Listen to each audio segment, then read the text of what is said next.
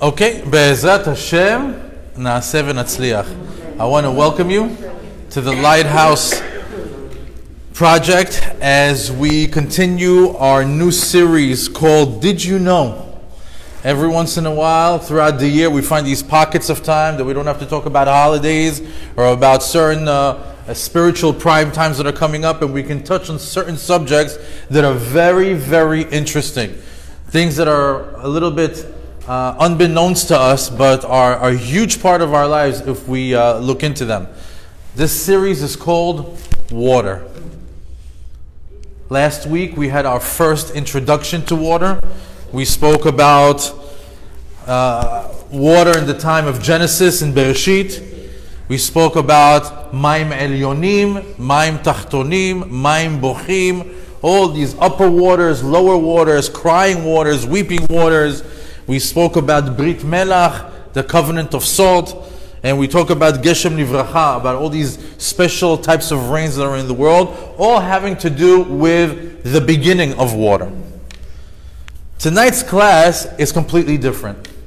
If you want to watch last week's class, it's cataloged, it's on Lighthouse, it's on my page, Kiruvim Sharon on Facebook. You can go over there and get an amazing introduction to water. Tonight is a different type of lesson. Tonight, I'm going to show you how this glass of water right here can represent many, many different things. This glass of water right here can absorb spiritual energy. I want to take you through a trip. I'm going to introduce you to water. You will never interact with water the same way again. Tonight is going to be an incredible lesson about Mayim. Before we get started on our lesson, I'd like to give an honorable mention to our nightly sponsor. We have Ada Berkowitz, doing this in memory of her father, Israel Ben Yehuda Arye Zichrono Livracha, on occasion of his upcoming yurtzeit on July 31st. Also, in memory of Devorah Figa Bat Shmuel Zichrono Livracha, and the Refuah Shelema Menachem Mendel Bat Sara Batya, and Yaakov Ben Pnina. We also have an additional sponsor, nightly sponsor, which is Esther and Josh and baby Jacob Kerner, doing this to the success of their family. And we happen to have the gentleman right here, Chazaku Baruch. We have a new addition, a new regular to our class. Shashem varech otchem v'sameach otchem. We should give you all your heart's desires. V'yimalet m'kol mishalot libchem letovam. And Be'ezrat Hashem, that you go higher, higher in Avodat Hashem Yitbarach. And Be'ezrat Hashem, these classes be a source of a well of information that just opens you up to the understanding of HaKadosh Baruch Hu and His ways. Also like to give an honorable mention to our Zevulun and Issachar sponsorship. We have the Dornbush family, H&M Builders, doing this in honor of their grandfather. And Be'ezrat Hashem, the Dornbush family have continued success and continued bracha v'atzlacha, health, wealth, and besorot tovot. You know, this breaks my heart, but I have to say it. But I happen to know a lot of people that are in bad shape right now. A lot of people that are sick. And I'm hoping that maybe this lesson that has a lot of segulot for refuah will be to their merit. This is to the refuah of David ben Zohara, Yaniv ben Rina, Sarah bat Alia, Yoshua Yosef ben Zari, Eden Chaim ben Violet Chaya, Moshe ben Shoshana Halevi, and also for the Ilui Nishmat of Ronen ben Fani, and also Hakarat Tov to two rabbis that have amazing classes online, Rav Armoni and Rav Israel Yakovov, that after watching a couple of their classes, they inspired me to be able to share this information here locally. Okay, let's get started. So tonight's lesson is going to be about water, but through science, through research, through what Chazal tell us, what our holy rabbis tell us, are the powers or the characteristics that are available in H2O, in water. So let's get the science and the research out of the way. Water is, as Google would say, this is, if you guys went and searched on Google, I did it for you, this is what came up. It's a chemical compound. Ooh, science. Oh, yeah. Right? Water is a transparent, tasteless, odorless, and nearly colorless chemical substance, which is the main constituent of Earth's streams, lakes, and oceans, and the fluids of the most living organisms. It is vital for all known forms of life, and even though it provides no calories or organic nutrients, water is one of the most important substances in the world today. Here are some very interesting characteristics about water. Water has cohesion and capillary action. Ooh, what does that mean? Very interesting. Capillary action is when water defies gravity. You should know that water has the power to defy gravity. Cohesion is when substances bond with themselves. In other words, a water molecule can bond with another water molecule, with another water molecule, and they're able to connect, to make like a string. We can't see it in here. It's like invisible to us. But that's what's happening here to water molecules. Now, cohesion, I'm sorry, and if you ever wondered how big trees, right, 50-foot trees, how does that top leaf on that very high branch gets its water? I mean, the water goes into the ground, right? The water sucks, the ground sucks all the water. It goes into the roots. Okay, that's it. The water is there.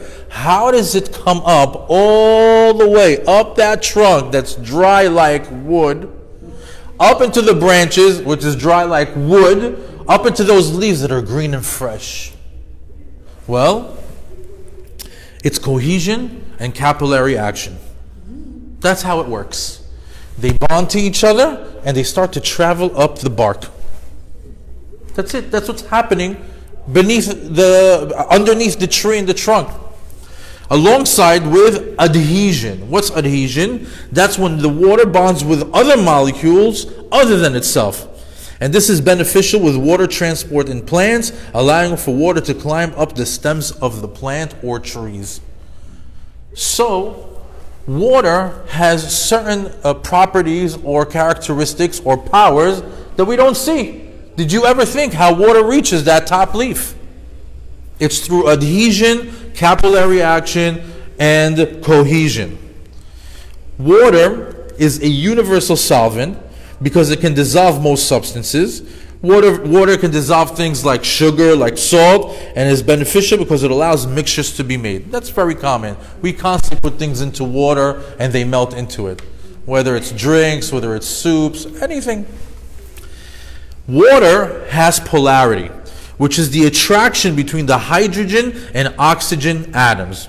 So now, because the hydrogen has a positive charge and oxygen has a negative charge, polarity is beneficial because it allows water to be created. And without water, we would not be able to sustain life. So in other words, we have sources for water, right? We have streams, we have rivers, we have oceans, we have reservoirs, but I can also create water. As a matter of fact, there's a very famous invention that got a lot of news recently. If you guys heard of WaterGen, it's a Jewish inventor that came up with a way that they can turn air into water. It's doing wonders in Africa. It's saving villages. They have one by the Kotel, that's right, I saw the image of it. So, in short, to summarize our Google Science research lesson, water molecules bond, they're able to connect to other molecules of water, and they reach incredible depths or draw molecules up to incredible heights. The cohesion and capillary action can create chain that can travel in any direction and defy gravity. It dissolves most substances into it and can even be created from thin air, or simply by combining hydrogen and oxygen, which makes H2O. That's science. I thought that's enough for a Torah class. However, water has a lot more interesting properties than what we just learned. Water absorbs energy. Water absorbs spiritual energy.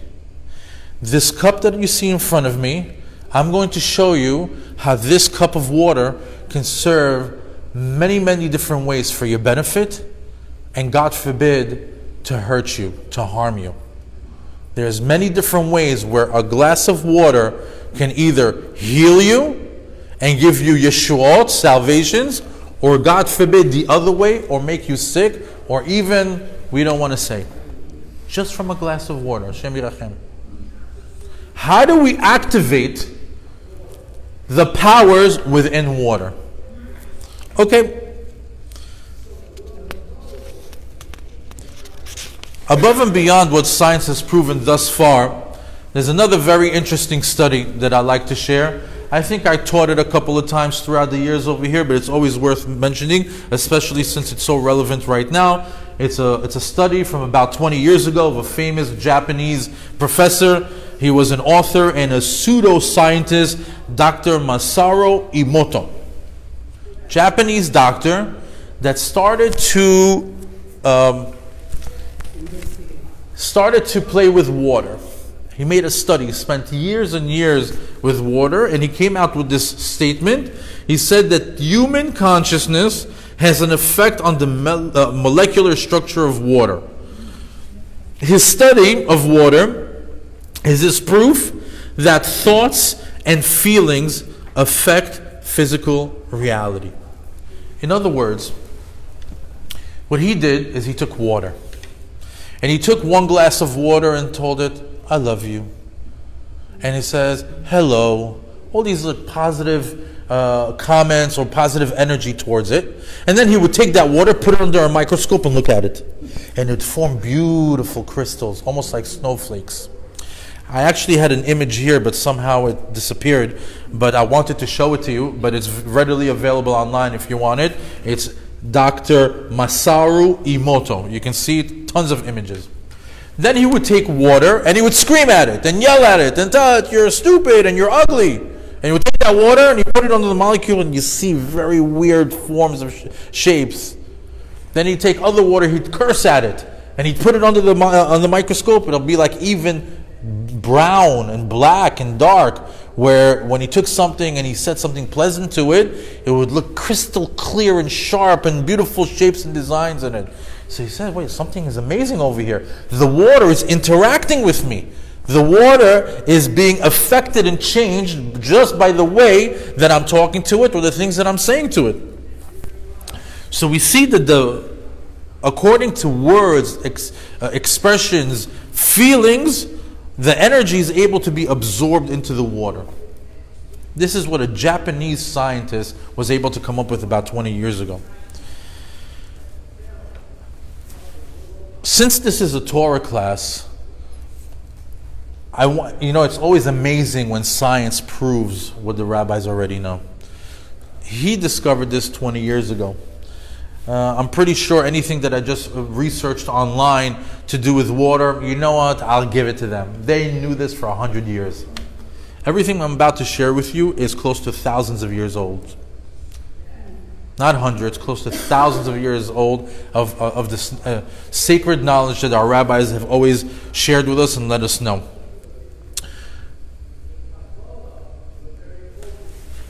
Let's start. Example number 1. Here's a glass of water. The most common thing that we do when we have a glass of water as Jews is we say, Shakol niya bidvaro. What do we say? Baruch atah Hashem Elokeinu melech haolam shehakol niya bidvaro. If Dr. Masaru Emoto was right here, right now, and he would take my water and put it under the microscope, he'd see amazing crystals. He'd see maybe a Magen David inside the water molecules. But he most definitely would see some, and you can see that we bless on the things that we drink and the things that we eat. Why? Because we infuse it with good, positive, holy energy, spiritual energy.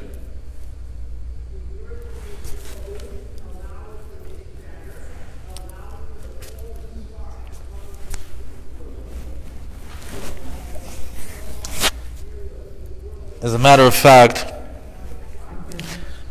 besides the fact that when we say the beracha, it's just another way of saying thank you to Hashem, right? Look, I have a glass of water in my hand. And I want to say thank you. You know why? Because it's readily available. You know how hard it was to get water a few years ago?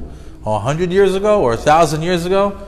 You have to go to a well, you got to pump that thing, put it into a container, bring it back. When it's done, you go back again. I mean, we got it good. So saying thank you, huh? They are. Be'ezat Hashem, if they get water gen, it'll be better for them. There was a national graphics showing it was in Alaska, near the Arctic Circle. One lady was by herself, or was a gentleman. He had to cut. It was well, not the. There was a gentleman who was going by his ice skate and had to cut ice and melt it into cubes by the stream of the water and take it back.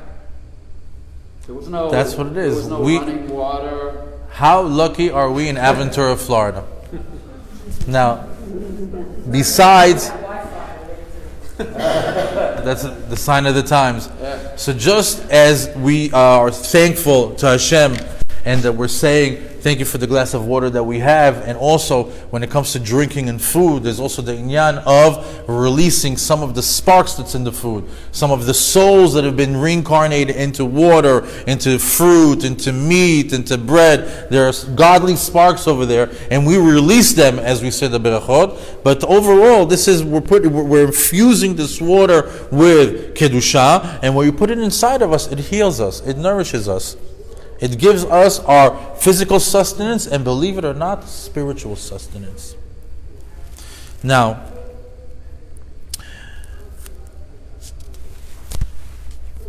the same glass of water that I just showed over here can also harm a person. How is that possible? It all depends on the surroundings. For example, right now we're in a Torah class. And this glass is in front of me. And it's absorbing all the divrei Torah. And I'm talking, and the Torah is going inside. I'm loading it up. If you ever noticed, a lot of the rabbis always have a glass of water next to them. And somewhere along the line, halfway through the speech or the class that they're giving, they stop and they do Shakol Niya Bidvaro, and everybody answers Amen. I'm going to do it now.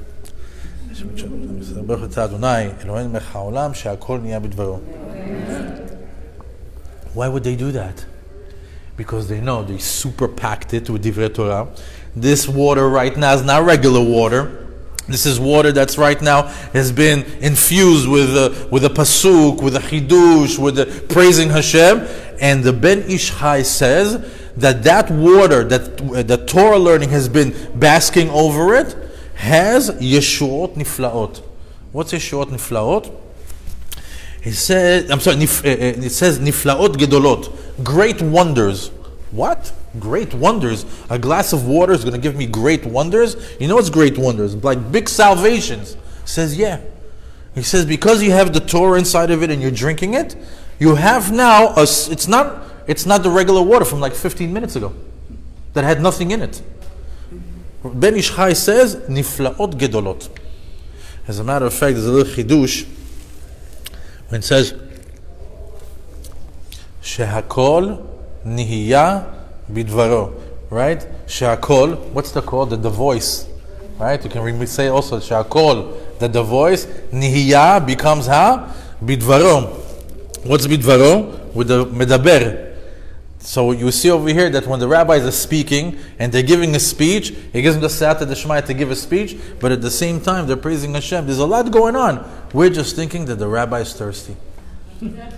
But meanwhile, the rabbis that know, activated. If you see all the big rabbis, like on the money, halfway towards the class, Shakol Niya Bidvaro on a glass of water. Now you're onto it. Now you know why. Next time you put your cup of water over there also. When it says Shakol Niya Bidvaro, pick yours up and drink also. We're going to get to that. Now, there are many other places that we see this. There's a big segula to get these types of healing waters. Where? In a Brit Milah. The rabbis tell us that it's a big segula to take a bottle of water or a cup of water and put it under the seat of Eliyahu Navi. You know, when there's a Brit Milah, there's the sandag, there's the big chair that they sit on it. When everybody's, lining up for, to take pictures, or they're checking out the buffet, relax, cream cheese, burekas, whatever it is, you do something else. You take a bottle of water and go put it under the chair. Nobody's watching. Believe me, nobody cares. I've done it so many times, nobody cares. You put it under the chair and they go. They do the Brit Milah, they do the things, and every time, and you see that the longer you keep it there, the more Kedusha, the guy is blessing. Also, who shows up over there? They said the Brit Milah shows up, 2 angels show up. Eliyahu Navi is one, and the Malach Raphael comes to heal the baby. So what happens? You have these angels coming to visit. He's blessing them on refuah, and it's all getting infused into that water. As a matter of fact, the big chidush over there. How do we know that this is that there's refuah in the water that we use in the Brit Milah? The Brit Milah happens on the 8th day. In the Amidah, what is the 8th beracha? Refaenu. The 8th beracha in the Amidah is Refaenu, heal us. Why? Because we know that on the time of the Brit Milah, there is refuah. Where's the refuah coming from? Eliyahu Navi and Raphael, they come. As a matter of fact, it says, Rofe Chole Amo Israel, Sofe Tevot, not Reshe Tevot. What does it mean? The last letters of that beracha spell out Eliyahu. Wow. That beracha is the refuah that's available in the Brit Milah is available over there. Next time you know somebody that needs any sort of yeshuot, put that bottle over there and take it. Or take it for yourself even. Another place that we see that water has the ability to absorb kedusha and be able to heal is there's many people that merit to go to the grave sites of tzaddikim. And you'll see that many of them, especially the Moroccans, they take with them a bottle of arak. Or they'll take with themselves a bottle of water. And what do?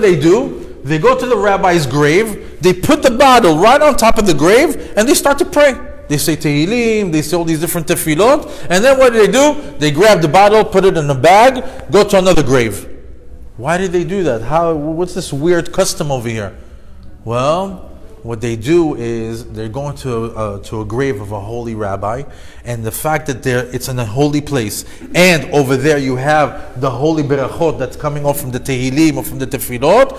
Every time you go to another rabbi, the water becomes more potent, more stronger, more health, more segulot, more yeshuot. And as a matter of fact, these bottles, I've seen them. I have a friend of mine that went on a trip to Israel. He came back with a beautiful bottle of arak, and he pulls that, he comes to me, I have something special. It's like, okay, what are you going to pull out? He goes, he opens up the door, a special cabinet, special door, takes it out. This bottle of arak looks like any $20 bottle of arak. He says, no, this was in all the grave sites in Israel 5-6 years ago. Ooh, you take it out, it tastes the same. It tastes the same, but inside there's refuah. As a matter of fact, sometimes you go to rabbis that they take people to see them, and they come and they tell you, you know what? They take out a bottle of water and they pour very little, and they say something over it and say, drink this.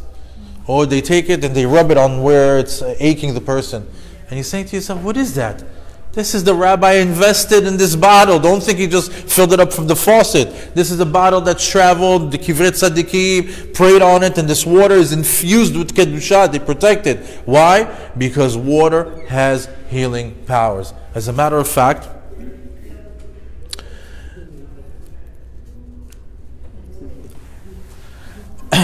I'm not going to go too far and tell you stories about people that I don't know. I'm going to tell you a story about my father-in-law. My father-in-law is a rabbi. Baruch Hashem, God bless him. He lived to 120 years. About 3 years ago, he shared with me a story. Because every time that his wife or his kids tell him that something is wrong with him, I used to notice that he does something. He asked them to bring him water. He says water. He says a couple of pesukim, mumbles something, doesn't drink. They say shakon yabidvaron, and they're like, oh, everything's okay. I was like, skeptic.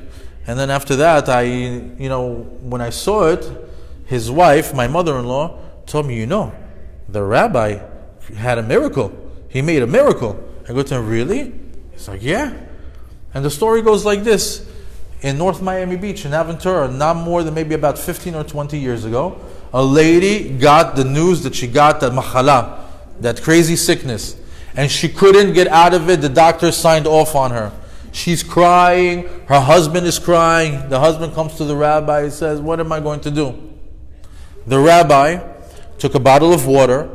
He blessed on it. He says, tell her to drink a little bit of this every morning. And she did. And believe it or not, 15 years ago, I'm not talking about something very recent, that we can say they have all these medical advances. 15 or 20 years ago, this lady drank water and the sickness went away. So it's a great story, right? The rabbi gave me a cassette that he recorded the phone call. He had a tape recorder where he pressed record and the lady started to talk. And she's starting to say her whole story. And you hear a woman who was stricken by cancer and she's crying and she says, I don't believe it. Everybody told me I wasn't going to make it. Rabbi, you saved my life. How did he save her life? With water. That's my father-in-law. With water. I believe that he had the right intention in infusing that water with the right kedusha. But I think a big part of things like that working is the other person has to have emunah, faith that it works. And that means you have to trust that the rabbi is a messenger from God and that the Hashem sent you the refuah through a glass of water just like He sends it to you through chemotherapy or through pills or whatnot. She just believed enough that Hashem just wanted her to drink that water through that holy rabbi and He'll heal her. And that's what happened. True story.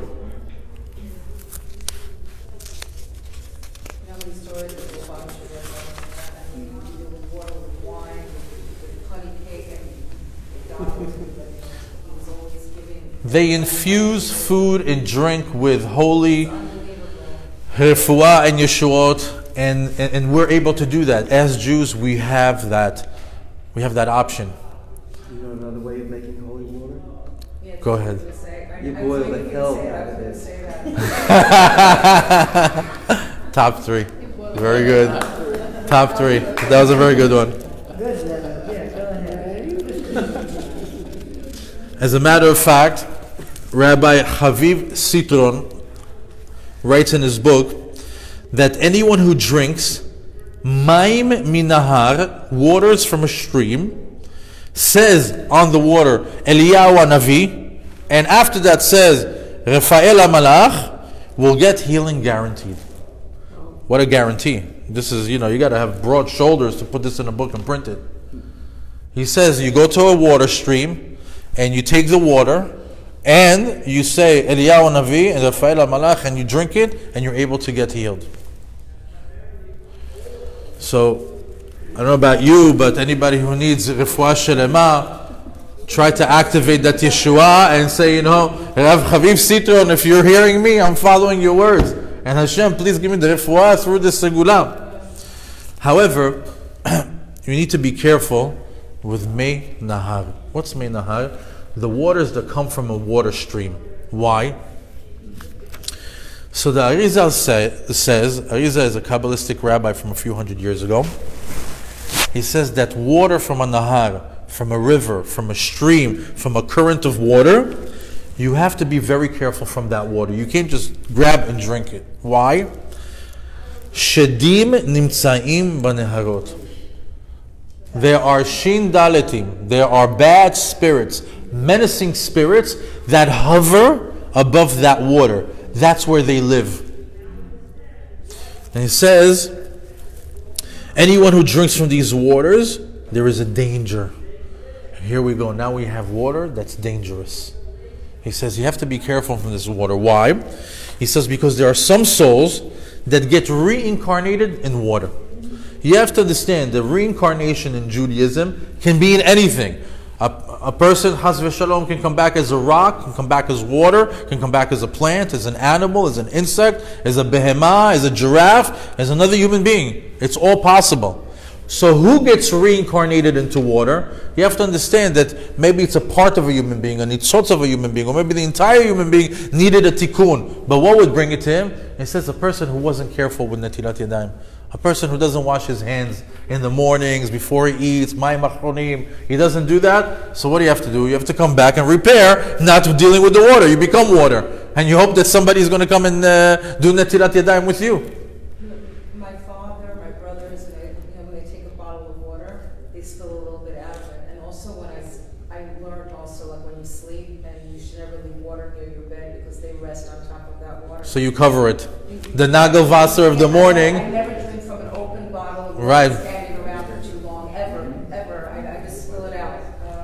But there are, I was 100%. Actually, you're about 2 pages ahead. I'm going to mention that. But there's definitely, for those people that have accustomed to have the water by the bedside to do netilat yadayim, most people cover that water because the spirits like to lie on water. We don't drink water that was spent over the night. Like for example, if you had a glass of water that stayed overnight, you don't drink it.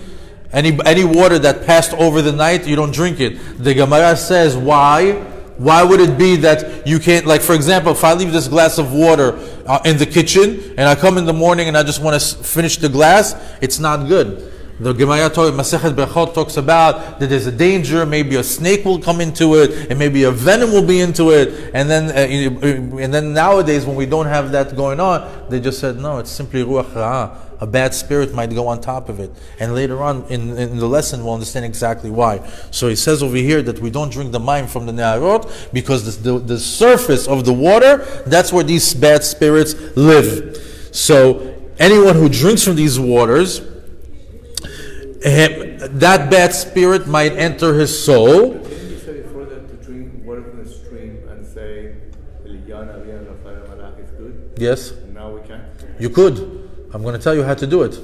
You know what? I'll tell you now. It's what she said. What do? You take the water, you spill the top. They live on top. Get rid of the top. They're gone, and now you have it.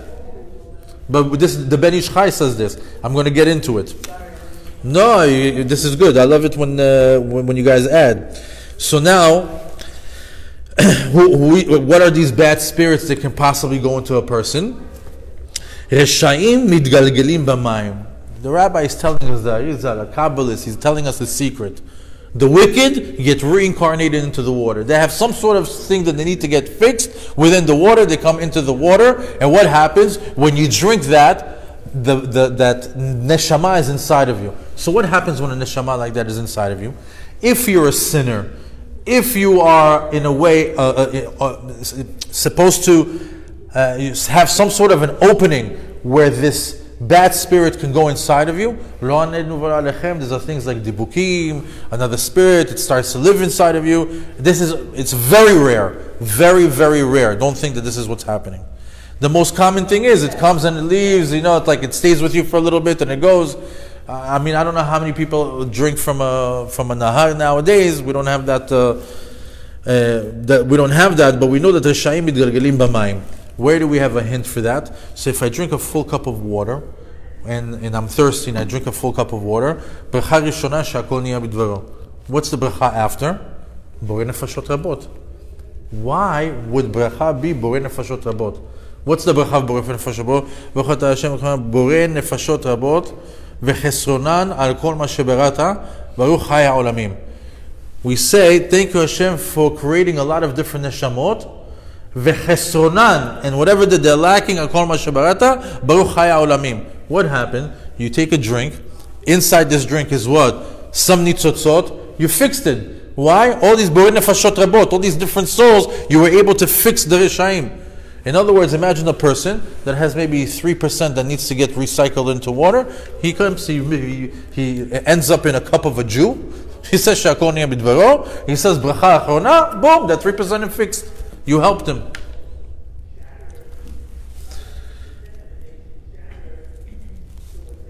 So the rabbi suggests that before we drink this type of water, what do? Exactly what Henshi told us. Since they live on top, spill a little bit from the top. Spill a little bit, just even like this. Hey, look, it's a small tip like that. It came out, just as you do a gesture towards it, it's gone. it's no longer there, and now you're ready to drink. As a matter of fact, nowadays you should ask me a question, but what about tap water, right?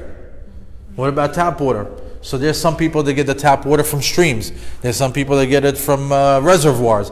There's some people that get it from different places in the world, get their waters from different places. In Israel, they get it from the Kinneret. So what do you do? So again, this is not halakha lema'aseh. This is not something that to commonly do. I'm letting you in on a sod, a secret that the Kabbalists let us. They say that even though that through the tap water, there's no bad spirit that's on top of it, but because there's a tum'ah that's left over, then we spill it a little bit. When we get to this high level where we're spilling water off of our cup, Be'ezrat Hashem, we get there. But for right now, we don't have to worry about those things. But I'm only trying to teach you what different properties that are possible with water. Now, as a matter of fact, the Ben Ish Chai says something very interesting. If you have a glass of water in front of you and you heard bad news, shmu'a ra'ah. Oh, did you hear about so-and-so? He got sick. Did you hear about so-and-so? He passed away. He says, you know what happened? Not that shmu'a ra'ah is over there. What do? Spill the water.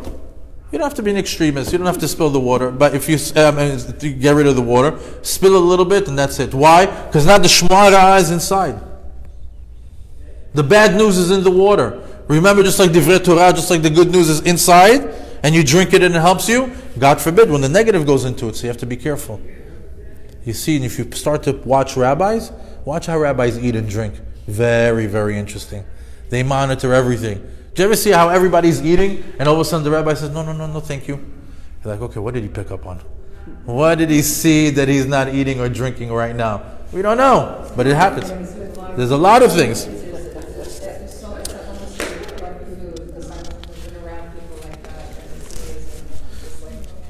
So when I first heard this halakha, that when there's bad news, besorot ra'ot, or something like that, or if somebody passed away, or if somebody got sickness, you don't drink the water, you spill a little bit, and the Ben Ish Chai says you're good to go, right away I had a flashback from Brooklyn. I'm originally from Brooklyn, and originally from Israel, but then a transplant in Brooklyn, and I'm here like 15 years. But in Brooklyn, there used to be a thing. There used to be a thing where the people... What part? Canarsie, okay. Ocean Parkway, that's me, Avenue and Ocean Parkway. So, there used to be a thing where the people that hang out on the corner would buy a big bottle of beer. They call it a 40 ounce. 40 ounce of beer. And they would open it, and it was their custom was to spill out a little bit and say, this one's for my dead homies. And I was saying to myself, look, they were Mekayim the Ben Ish Chai. They mention the death of their friends and they spill a little bit and then they drink. What's tzaddikim?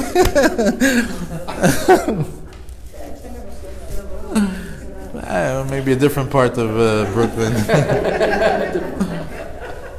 Now, so I thought that was very, very interesting when I put two and two together. Another time that we need to be careful with ruchot ra'ot on water, that there's these bad spirits that can be attracted on water.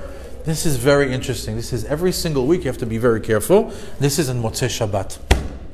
On Motzei Shabbat, for those of you that know, typically we are not allowed to eat after Seudah Shlishit and Arvit. So for example, in our shul, we pray Mincha. After Mincha we do Seudah Shlishit. After Seudah Shlishit we go pray Arvit.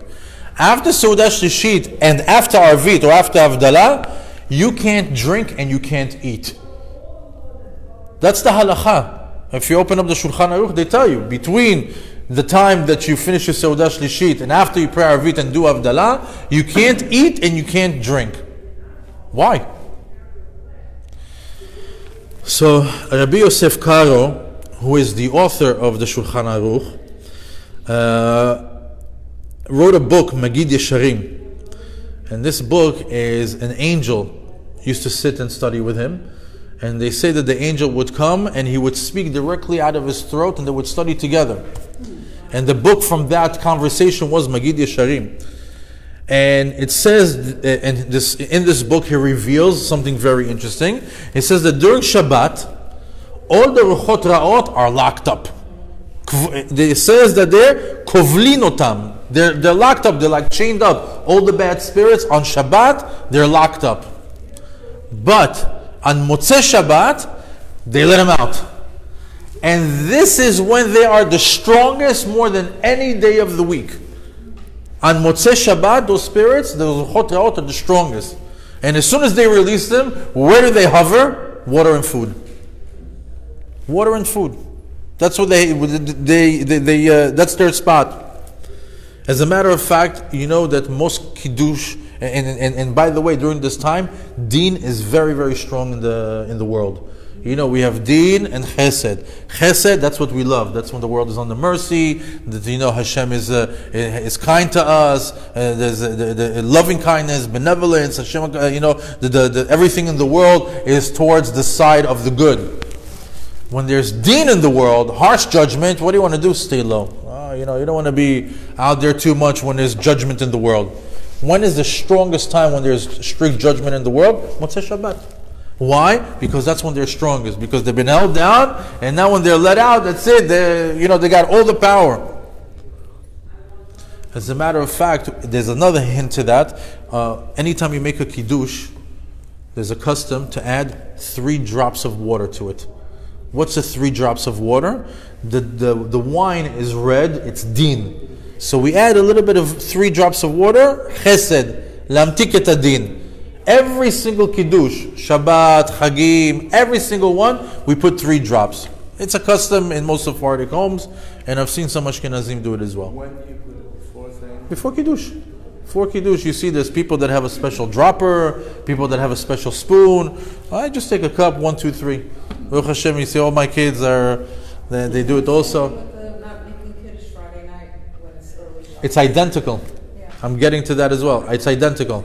So this 3 drops that we put on Saturday night, on Motzei Shabbat, on Havdalah, we don't put those 3 drops. Why? Because the time is Deen, the strongest Deen, and we're saying, no, it's Deen, but we want Chesed. It angers them even more. So that's why what you want to do, we don't put the custom or the halakha is that we don't put 3 drops of water in the Havdalah. And as a matter of fact, if you don't want the Deen lehitgaber, if you don't want the Deen to get stronger and stronger and stronger and stronger, do Havdalah as quickly as possible. As soon as Shabbat comes out, as soon as you come home, don't pick up the phone and, honey, I'll be right back. I just want to change my clothes. I just want to use the restroom. I just want to do... And all of a sudden, it's an hour and a half later, 2 hours later, you still didn't do Havdalah. As soon as you come back from Shul right away, do Havdalah, get it out of the way. Get the Deen out of the house. Get the Deen out of the air. There's another comment also that to prolong the Havdalah, so you still have to do Shabbat. Then do Rabbeinu Tam. Rabbeinu Tam, you're actually holding the real Shabbat in. The real Shabbat in. But the whole thing of prolonging the Shabbat actually gets counted for you when you do Seudat Melaveh Malka. When you do Seudat Melaveh Malka, you do the Havdalah to start it, and Seudat Melaveh Malka is like an extension, and you can keep it going for as long as you want, even to the wee hours of the night, because you're still allowed to say in the Birkat HaMazon, Migdol Yeshot Malkol, not Magdil. Which shows that you're still connected to the energy of Shabbat, because you can only say it when you say Musaf on that day. So, on Motzei Shabbat, and similarly on Friday night, you're not allowed to eat or drink until you do Kiddush. Why? Because during that Ben HaShmashot period, in between twilight, right? In between day and night, there's a very strong energy of Deen, and we try to stay away from it. And say it again? There you go. That's a very dangerous time. So that's why we want to make Kiddush, and then you're free to eat. Otherwise, if you're drinking water before Kiddush, it's a problem. Okay, on a positive tip, switch things around a little bit. On Motzei Shabbat, there's also a big segula. This is incredible. We have a big segula for health and for memory on Motzei Shabbat. It's called the Segula of Be'er Miriam. What's Be'er Miriam? We know that in the desert, the Jews got to benefit from 3 things. They got to benefit from the man, they got to benefit from the water, and they got to benefit from the Amud Anan, One was for Aharon, right, and one was for Moshe, and one was for Miriam. The one that was for Miriam was Be'er Miriam. Be'er Miriam is a rolling rock that was with the Jewish people in the desert. Not a rolling rock, the beer that people get at the bar. Talking about it was a legit, big, huge rolling rock that water would come out of it. It would taste like anything that you want. It would split into 12 different lanes, and the water would like be a stream right next to each tribe. And after their 40 years in the desert, where did this rolling rock go? It rolled itself all the way to the Kinneret. In Israel, in Tiberias, in Tveria, in the Kinneret, in Israel, on the south side, is Be'er Miriam. And it says that anybody who drinks the water from Be'er Miriam gets healed automatically. Automatically. And anybody who also drinks from Be'er Miriam has a tremendous amount of zikaron, memory. That's why the generation of the desert is called what? Dor Hadat. Why is it called Dor Hadat? They were able to retain incredible amount of information in their minds. They were super intelligent. A lot of it had to do with Be'er Miriam. There's stories of Be'er Miriam, of a person that had lesions all over his body, and his wife went to Tveria to go get the water, and when she came home, he was so upset. He was like, "Where were you? Where did you go?" And before she could even tell him that she went to go get some water from the Kinneret, he got so upset that he threw the vase or the pitcher of water that she was holding, and when it dropped on the floor, it splashed everywhere. And it had the water of Be'er Miriam over there. And whatever the water splashed on him healed. And the other parts didn't heal. He's like, "Oh, I'm so..." He said, "Why did I do that? You were bringing home refuah to me, and I'm yelling at you?" And you see his body had lesions healing. There was there's another guy that dipped in the Kinneret that had scabs all over. When he came out, he healed. He got exactly in that part over there. As a matter of fact, the Arizal died very young. He had a student, Rav Chaim Vital, and he was able to teach the rabbi. They were learned together for 18 months, a year and a half. And before they started to learn, the rabbi told him one night, "Come with me." He says, "Where are we going?" He says, Come with me. I'm going to take you somewhere." They go to the Kinneret. They go into a little boat. They go to the south side of the Kinneret, and the Arizal takes from that specific spot water. He gives it to him. He says, "Drink it," and he drank it. And he testifies that was the spot of Be'er Miriam. And since that day, every single thing that the rabbi told, he was able to remember. Because a year and a half later, when the Arizal passed away, he was able to bring back every single thing that the rabbi said. Gematriot, Kabbalistic concepts, all these different things. You know, Kitvei Ari is like 22 volumes. All by heart, all from memory. Why? Because he drank from that. So they tell us on Motzei Shabbat, the Be'er Miriam travels all over the world. Sometimes it's in Israel, sometimes it's in America, sometimes it's in Europe. We don't know where it is, so we have a custom on Motzei Shabbat to do what? Right after Havdalah, to go to your faucet, go to your fridge, take a glass of water and say, Be'ezrat Hashem, that this would be the waters of Be'er Miriam, that should be for good memory, it should be for briut, and you drink it. We have a custom to drink water on Motzei Shabbat to get the waters of Be'er Miriam because it's logma. What's logma? It's for health.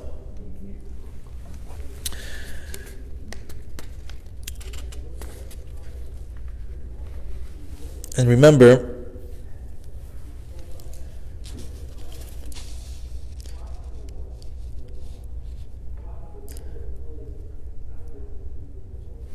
just the way that there's waters that have healing powers and have spiritual energy, and just like the way that there's waters that are dangerous, but once we get rid of the Ruach Hara from our waters, where does it go? I just spilled the water. Where does it go? I mean, that thing doesn't just, it's not like a cloud, it disappears. It continues. It's just no longer part of my reality. Where does it go? That Ruach Ra'ah, that bad spirit, you can call it, just goes to the next body of water, the closest one to it. I was told you're supposed to What? The bad water. Put it down. No, we're not talking. We're talking about ruach ra'ah. You're talking about Mayim Achronim. Mayim Achronim, we'll get to it. Right now, we're talking about this thing that we said that it was on top of the water. You spill it. Where does it go? It just goes to the next body of water. Ironically, most bodies of waters that that we almost use like mikvehs, places of purity, like streams, currents, the ocean. It's there right on top. Yet, if we go inside, we become purified. So we see that the water itself also has the power to purify. We see that the mikveh, you go in there, a woman goes after her nidah, pure. A guy, there's no inyan for a guy to go to a mikveh, but if he does, it says it helps out his neshama a lot more to get connected to Torah mitzvot and maasim tovim. But waters is something very, very interesting. Water, this water, has the power to nullify kishuf. You know what's kishuf? Wizards, witchcraft. Kishufim. It has the power to nullify it. You should know, maybe it's not as popular today, or maybe we just don't know people that are dealing with it, but it's part of our reality. There is such a thing as kishuf, witchcraft, wizards. There is such a thing. Witches. It exists. And just like there's powers of kedusha, there's powers of tumah. Just as strong and just as holy, just as strong is on the unholy. So what happens if a person encounters some sort of witchcraft in his life? How can he nullify it? With water. Actually in water. As a matter of fact, magic, black magic, witches, wizards, where did they draw their power from? Do you know? The ground, earth. If they stand on the ground, they get power. As a matter of fact, most of them walk around barefoot. And the reason why they walk around barefoot is so their feet can touch the sand, and from there they're able to draw the power of tum'ah. That's why in Makat Kinim, in Mitzrayim, Moshe Rabbeinu, that's when the machshefim and the what's the other word that they call them? Not the machshefim, the khartumim. When he turned all the sand into lice and they couldn't draw anymore from the ground, they did it right by the Ye'or. Why? One, they eliminated their power to draw from the tumah. Two, they were right next to water, so like that anything that they did to them wouldn't work. Actually, before that even, we have the story with Eliezer, that he went to go and meet Lavan when he wanted to ask for his daughter to be the wife of Yitzchak, right? The pasuk over there says, let me see if I can get it over here to you, read it, in Bereshit. It's on the 24th chapter, on the 3rd pasuk. It says that Eliezer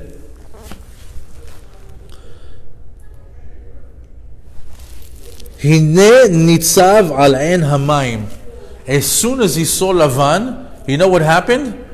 He floated. He elevated himself, and he was right on top of a well.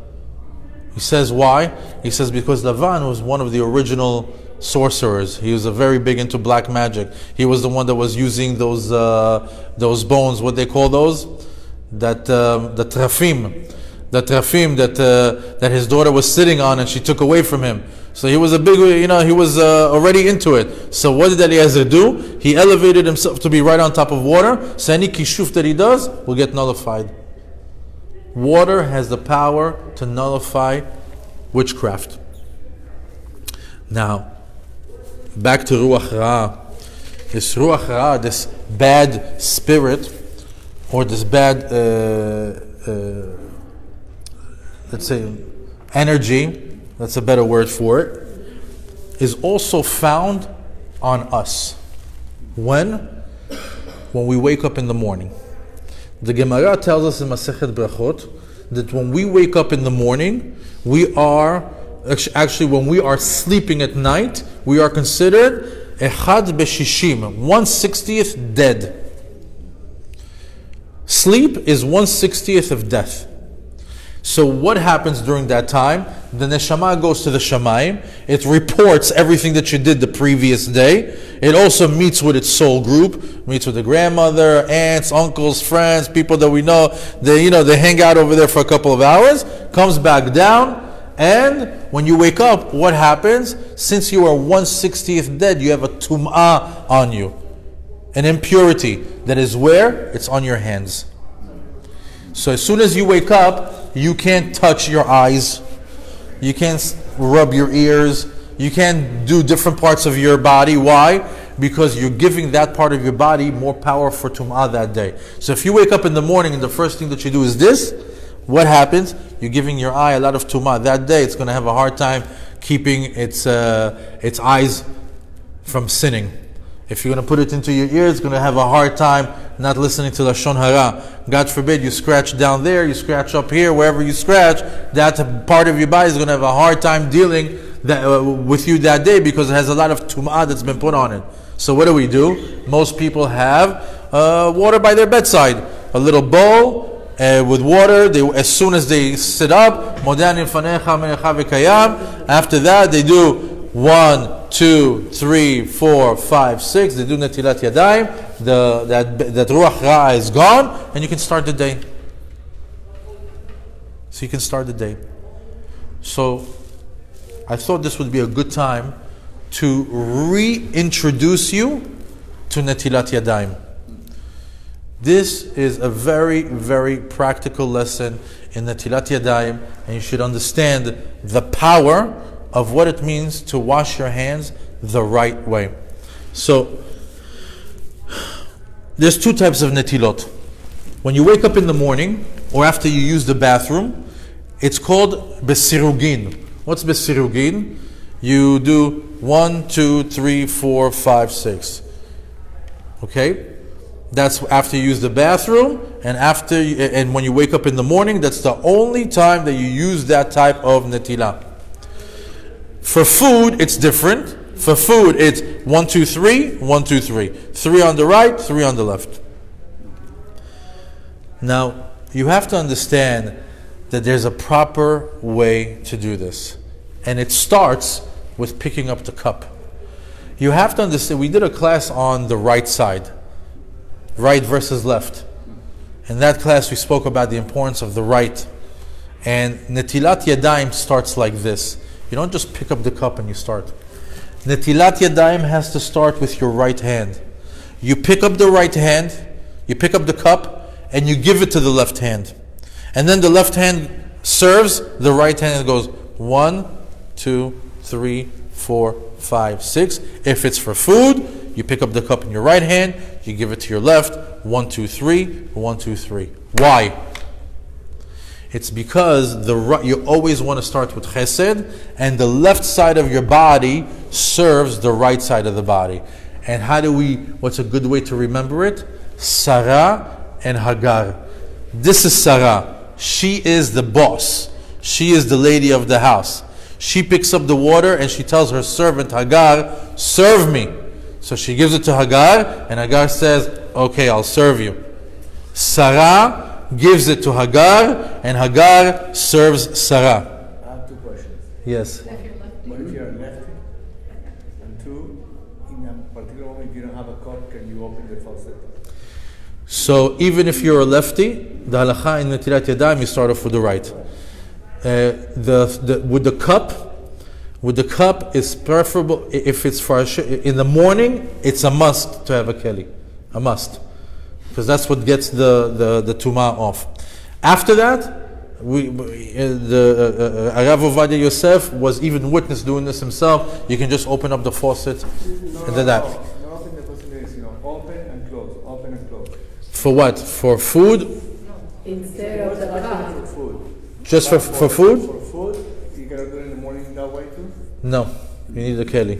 But for food, yes. But look, but I've seen many places where they say b'shat dachak, and because you're stopping the stream, because he stopped the stream and start again. Stop the stream. So I've seen something over there that is allowed bediavid, lo bechatchila. What's bechatchila? Bechatchila, the right way to do it is with a cup. But if you're in the middle of, I don't know, Timbuktu, they got a spigot over there, and this is all you have, and there's no cups. Okay. Okay. Another thing. Do you know what's the right way to do netilat yadayim? To say the bracha? You know, a lot of people, they have their hands down, hands up. Some people do like this, some people do like that, some people do like that. What's the right way? The rabbis tell us that the right way to do it is like this. First of all, you have to be very careful that the waters that are on your hand don't go back onto your hand. Because remember, the water that's falling down is impure water. You have to say the bracha while your hands are wet. When you finish the bracha, you take a towel. Preferably you should have a towel that's in the same height as your shoulders, so you're just wiping like this. Because if you're reaching down for paper, the water comes down. So try to have something like a towel or something that's hanging somewhere. Once you say the bracha, this is the proper way to do it. First, there's a big Kabbalistic secret, not to have the elbows behind. You don't go like this. They have to be in front of you. Another one is to put your hands together. The right hand is a little bit above the left hand, and when you say Baruch Atah Hashem Elokeinu Melech Haolam Asher Gishem Tzivanu Tzivanu Al Netilat Yadayim, right? You almost look how my hands look like a wine cup, almost. You see like it looks like a wine cup, like this. That's how it looks. And when it comes to Al Netilat Yadayim, you open like you're about to receive something. And when you do Al Netilat Yadayim, you raise not further than your hairline. You don't have to go like this. So 1, 2, 3, 1, 2, 3. You go like this, Baruch Atah Hashem Elokeinu Melech Haolam Asher Gishem Tzivanu Al Netilat Yadayim. Right? That's the right way to do it. Not necessary. Not necessary. By the way, who instituted Netilat Yadayim? Who's the one that told us that we need to do Netilat Yadayim? Shlomo HaMelech. Shlomo HaMelech is the one that instituted Netilat Yadayim. He said, Asu sayag la Torah. You have to protect the Torah, and he saw that there's something very, very necessary in Netilat Yadayim, and he's the one that instituted the Netilat Yadayim that we do nowadays. Now, Ma'im,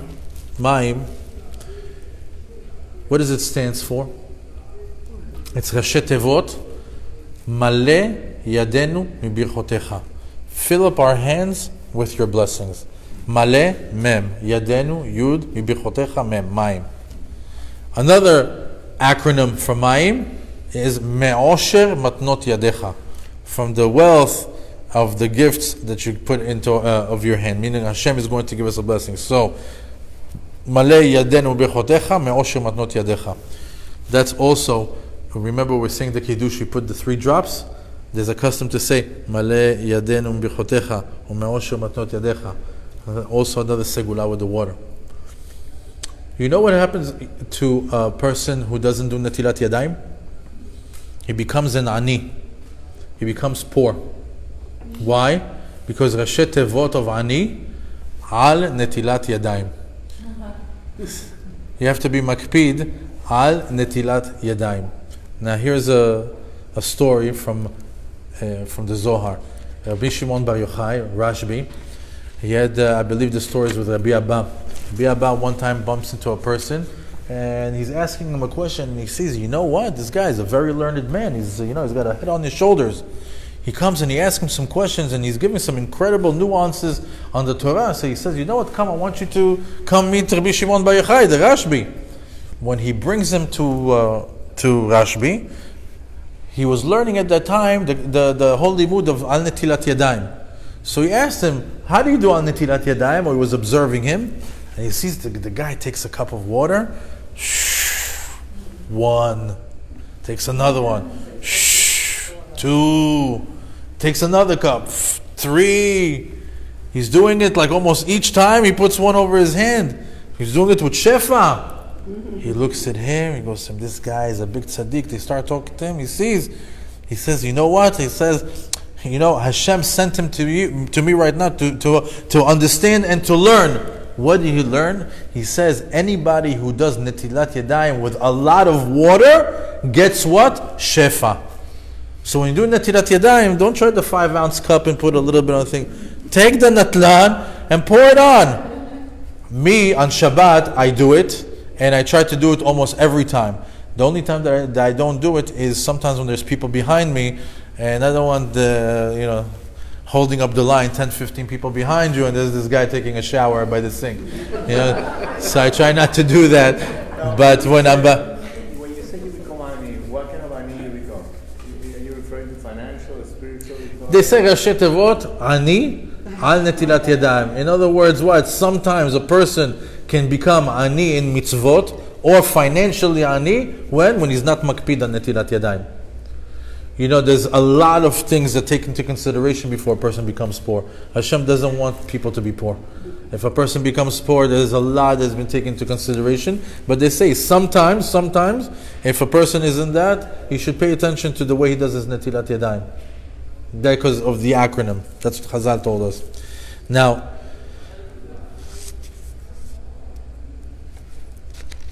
after netilat yadayim, which we do for food, there's 2 more.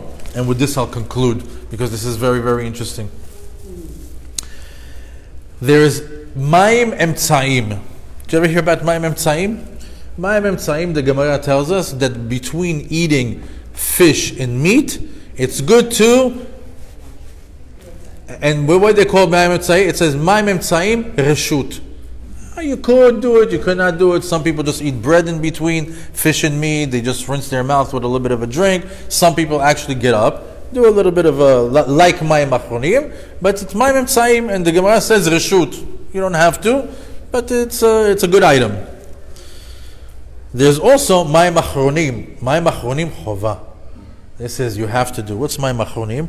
After you have a meal and you're ready to say Birkat HaMazon, you got to take a little bit of water on your fingertips, and that water, we say Mayim Achronim Chova. Why? That water, you know who that goes to? It goes to the bad spirit. Which one? The big one. The Sitra Achra. Why? The Sitra Achra, you have to understand, he's the prosecuting lawyer. He never wants us to get anything. He's the bad guy, right? So if you just sat down and had a meal, a steak and meat and a glass of wine, he's like, look at this guy. How come he got all that? You tell him, here, take this is for you. Take this water. My machronim, this is for you. It's like a payoff. What's the Azazel goat in Kippur? What is that? It's the same thing. We're about to get signed on what's going to be for the entire year. What do? We take all the avonot of all Am Yisrael, we put it on a goat, we take it on a cliff, we throw it go into 1,000 pieces, and we tell him, that's for you. And he goes and he's like, oh, look at all these avonot. And while he's playing with these little pieces of meat of Azazel goat, all the Jews are passing one by one. Hashem is letting us go. What's the Azazel goat? Same thing. Mayim Achronim Chova is the same concept. Now, Mayim Achronim, this is dangerous waters. You don't want to mess with these waters. Mayim Achronim, right after, just like Henshi told us, some people right away to the sink spill it. Some people go to the toilet, spill it. You don't want to mess. The Gemara talks about a guy that wanted to be tameh. He wanted to be completely on the other side. He did all these different tactics in order to really be a wicked guy. And one of the first things that he did was what? He would go and wait behind the restaurant of the Jewish people, and he would go in and drink their Mayim Achronim in order to get the Tumah inside of him. It's terrible. Mayim Achronim also, you don't want to touch you, you just want to get rid of it right away. The Gemara tells us that Mayim Achronim are, well, besides the Mayim Achronim, they are considered, there's other waters that are called She'irei Rechitza. The Gemara talks about leftover waters from a bath. That if you drink this water, you start to become forgetful. So you might think that a guy takes a bath, and after he finishes taking the bath, he takes a cup and he drinks like his dirty water. It's not that. It's not that. It's not the dirty waters from the bath. That should probably may also have some sort of effect, but not that. Back in the days, they used to have what? Buckets of water, right? And they would take a little bit and they would pour on themselves, a little bit and pour on themselves, right? That's how they would shower themselves. They didn't have like a running faucet, plumbing, all that. So She'irei Rechitza means that the guy took a shower And in that bucket, he has like maybe 2 liters left. So he says, listen, that 2 liters, you know what? Put it on the stove. Let's make some tea. Let's drink it. He says, if you drink that she'erei rechitza, what's going to happen? You lose your memory. So the Talmud says. How does that happen today? Say it again. How does that happen today? So the reason why I'm mentioning it is because there's something similar to it that we might get caught doing, which is what? Just like there's she'erei rechitza, mayim achronim, sometimes how do we do it? Sometimes we take a bottle of water, right? And we do a little bit of mayim achronim, we close the bottle, we put it over here, and all of a sudden what we have over here? These are leftover waters of what? Of mayim achronim. What happens? The person that's going to open it up and drink it right now, that's the leftover. Also for shechicha, also for bigger things. Or sometimes imagine you're driving, you're doing mayim achronim or whatever it is, you leave the bottle, 2 days later your wife comes in, she's drinking the water. It's the leftovers. You have to be very, very careful. Sometimes even more on the table. You know, people get so lazy to walk 5 steps to do mayim achronim. So lazy. So they'll take anything. They'll take vodka, they'll take Coke, orange juice, anything just to do mayim achronim. And then they leave the waters on the table, which is very bad. Or let's just say, it's like a big haul. You do a little bit, you leave it over here. Your kid comes back thirsty from a party, from a bar mitzvah. He comes, he drinks the water. You have to be careful. Those leftover waters are very careful. But keep in mind, you can always just open it, spill a little bit, and it's back to normal. Right? But still, now that I learned this, I want to be even super careful about that and not even do that. So we have to be careful with the leftovers of the mayim achronim, that sometimes we can get stuck with it, because those are considered dangerous waters. On a positive tip, there's she'erei mitzvah, the leftovers of a mitzvah, such as, for example, remember when we did the 3 drops of water into the kiddush? So I have, let's say now, a bottle of water that I used 3 drops for the kiddush. What's left over the entire bottle? She'erei mitzvah. Ooh, fight for that one. That one's that holy water that we want. That one that we did a mitzvah for the kiddush, that water has got kedusha in it. Or there's a big story of Rabbi Yaakov Abu Hatzera, the grandfather of the Baba Sali, that he was on a boat on the way back to Morocco, and there was a big storm. And the boat is about to capsize, and everybody knew that there was a big rabbi in the bottom. He was in the bottom studying, he didn't even feel the boat going up and down. They told him, Rabbi, we're about to die, what are we going to do over here? He says, you know what, I still didn't do my kiddush, maybe bring me a wine and bring me a kiddush. He bring me the wine in a cup so I can make the kiddush. He makes the kiddush for whatever holiday it was, or if it was a Shabbat, for what it was. And when he put it down, a little bit spilled over onto the saucer. What did he say? He says, now take these leftover drops and go put it to the water and tell it to be quiet. They took those 3 drops of she'erei mitzvah and they testify that the 3 drops quieted the sea completely. She'erei mitzvah. Also, after you do kiddush, sometimes a lot of it spills over on the siddur, on the plate, on the thing. Take that and look around the room, see who needs a she'erei mitzvah. Me, Baruch Hashem, I have my parents. They're a little bit older. Older people always need refuah. I make sure that as soon as I see those few drops, right away I put a little bit in my father's cup, a little bit in my mother's cup, a little bit for me. And I give my son the bottle of water, and we, everybody has a little bit of she'erei mitzvah. You started making me do things that I started. So with that, kiddush is, it's b'basar mitzvah. Rosh Chodesh, you should eat basar and wine. One last thing from Rabbi Nachman from Breslev. Rabbi Nachman from Breslev says that there are many plants and herbs in the world that have powers to heal. And if you go to some areas in the world, you're able to get them, and make a concoction, drink it, eat it, and you get healed. But he says, Medicine, yes. So he says, a person who keeps Torah, mitzvot, maasim tovim, and especially keeps the Brit, he says he doesn't need any of that. He gets all of his health, all of his refuah from bread and water. Could you imagine? Tomorrow you're sitting down, you're eating bread and water, and everything is in it. Rabbi Nachman from Breslov says, we see tonight that this glass of water is more powerful than we imagined. It's still a glass of water that we started the class with, was this obscure little transparent, colorless, tasteless thing that we take for granted. We have a bottle of water, we drink it when we're thirsty. However, we learned today that this water right here can be your health, can be your memory, can be your refuah, can be your shua, and God forbid, at the wrong times can be something else. But we are definitely a lot more educated about water tonight than we were about an hour ago. I believe that after you've absorbed this type of information about water, you're not going to interact with water the same way again.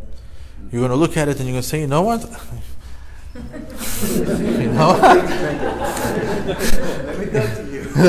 Exactly. Start talking to your water. Just like the same way, I don't know about you guys, but when we did the King of All Foods about the bread, I don't know, you guys treat bread the same way like you did before? You can't.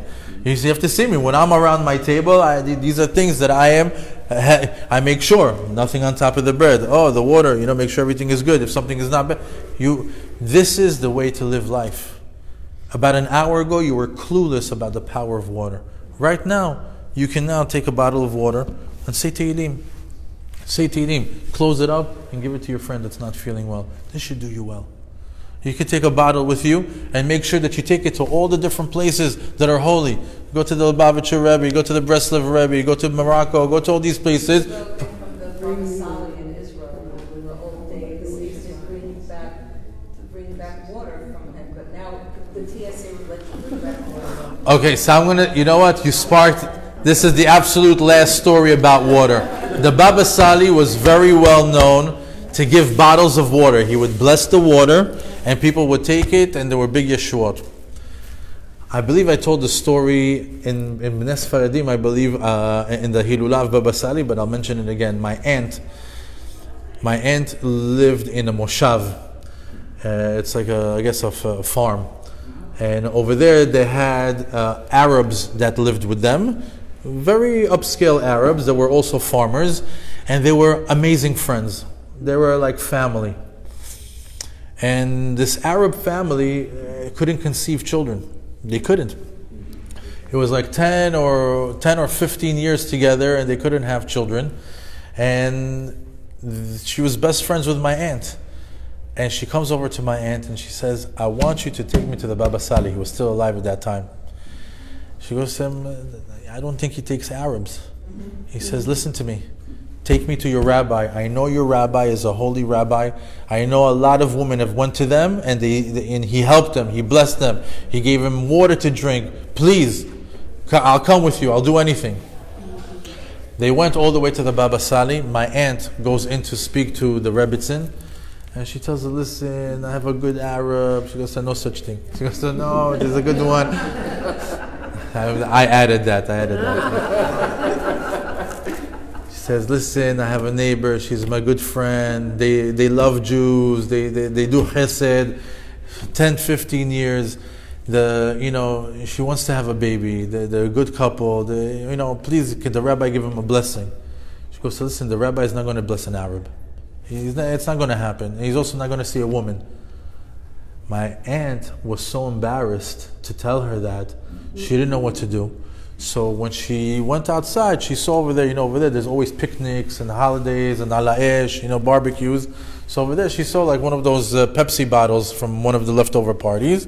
She took it. She went to the spigot in the backyard. She opened it up, filled it up. She came back to her and said, here, the rabbi gave you this bottle. She didn't want her to save face. She didn't want her to feel embarrassed. That Arab woman believed in that water so much, she got pregnant that year. She got pregnant that year that she believed that the rabbi blessed that water. And not only that, right now in Israel, there's an Arab family with I don't know how many children, that in their living room there's a huge, huge picture of the Baba Sali. True story from my family. Water. You should also know one last thing, since this whole thing started with science. Us humans, we are made 75% of water. So when we yell at someone, curse at someone, or if we tell them we love them or we say positive things, what happens to the water that's inside of us? Think about it. We are made of water. The way that we talk to people affects the water that's inside of us. So next time we're interacting, don't only look at that person, but think about what they're made out of. And what they're made out of is 75% water. Be'ezrat Hashem, that we merit to activate all the segulot that's in this water. Be'ezrat Hashem, that we merit to be mekayem all the positive sides of the segulot of the water.